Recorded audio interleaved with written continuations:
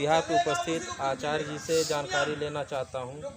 आज बाबा साहब के 65वें परिनिर्वाण दिवस पर लोग श्रद्धांजलि अर्पित किए हैं। तो यहाँ पर महदंत इंद्रवंश जी के द्वारा यह बिहार पर निर्माण कराया गया था, उनके भी चरणों में पुष्प अर्पित किया गया। तथागत भगवान बुद्ध के चरणों में पुष्प अर्पित किया गया। तो यहाँ पर बहुत से लोग बाबा साहब को भी परिनिर्वाण होर्डिंगों में लिखे, कहीं कहीं देखा गया है महापरिनिर्वाण संबोधित करते हैं। दोनों में थोड़ा सा हम अंतर आप बता दीजिए दोनों में। आज हम बाबा साहब के पुण्यतिथि को मना रहे हैं। तो बाबा साहब का लोग कहते हैं जो कोई महापरिनिर्वाण करता है, कोई परिनिर्वाण करता है, और हम लोग उसको पुण्यतिथि या स्मृति दिवस के नाम से जानते हैं। असली में क्या कहना चाहिए?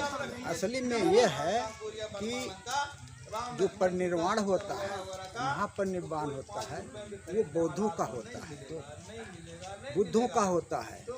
वह जो है बाबा साहब जो थे वो बोधिसत्व थे, और बाबा साहब ने भगवान बुद्ध के धर्म को खुद स्वीकार किया था और अपने लोगों को ये संदेश दिया था कि आप लोग बुद्ध के धर्म को स्वीकार करो सम्मान के लिए। तो हमको बुद्ध का धर्म जैसा है उसी के अनुसार हमको स्वीकार करना, न कि हम अपने अनुसार बुद्ध के धर्म को स्वीकार करेंगे, बुद्ध के धर्म को चलाएंगे। तो हमारी संस्कृति ये है, हमारी ये संस्कृति है, बौद्धों की संस्कृति, हमारी नहीं, ये पूरे विश्व के बौद्धों की संस्कृति है। जो बुद्ध के अलावा किसी बोधिसत्व का या किसी उपासक का, किसी नेता का ये महापरिनिर्वाण नहीं होता है। ये हमारे इस महापरिनिर्वाण को लेकर के नेताओं ने इसको विकृत कर दिया, ये महापरिनिर्वाण कर करके, जबकि निर्वाण महापरिनिर्वाण होता है केवल बुद्ध का निर्माण होता है और बुद्ध के अलावा किसी का नहीं होता है। तो अच्छा लगता है, इस नाते अब सभी लोग उसको जोड़ने लगे हैं। उसको संबोधन में कहने लगे, संबोधन करने लगे। तो कबीर का भी निर्माण हो रहा है, महापरिनिर्वाण हो रहा है, और वो रविदास का भी महापरिनिर्वाण हो रहा है।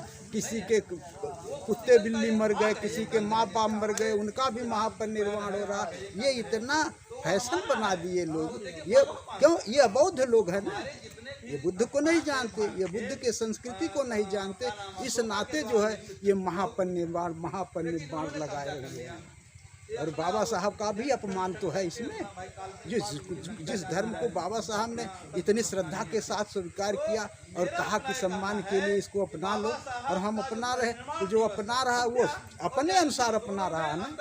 हाँ, उसका इतिहास या उसका वो नहीं जान रहा कि धम्म में और उसमें क्या बस वो पढ़ नहीं रहा, अंतर नहीं जान। सीधे भगवान बुद्ध ने कहा है क्षीणं पुराणं नवं नत्थि संभवं